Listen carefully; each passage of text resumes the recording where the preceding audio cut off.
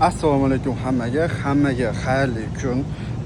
Ko'pchilik bo'lmasa ham odamlar so'rabdi, nima ish qilasiz o'zi Amerikada, qayerda ishlaysiz deb so'rashibdi. Men IT kompaniyada ishlayman, Caravan IT degan IT kompaniyada ishlayman. Bu kompaniya Amazon, Costco, US Food o'shanga o'xshagan katta bazalarda setini ishlaydi. O'sha set bilan shug'ullanamiz, API almashtiramiz.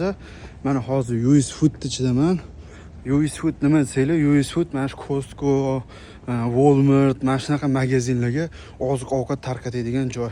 Hozir biz o'sha bazani ichida API'ni setlarni alishtiryapmiz. Mana hozir ketyapman, bitta sheriklarimiz ishlayapti. Biz ichkarida katta nima deydi, sentrni, markaziy sentrni kabellarini almashtirib, joyini to'g'irlab, taxlab chiqyapmiz. Men sizlarga hozir ichkarida ham ishimizni ko'rsataman.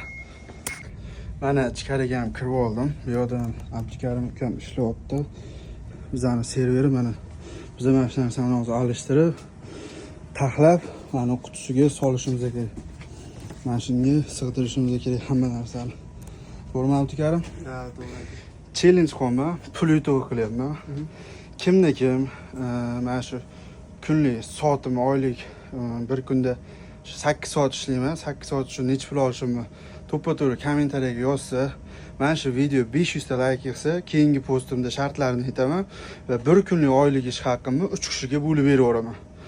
Hammaga omad, like, podpiska bosinglar. Xudo xolasa pulni sizlar yutib olishinglar mumkin.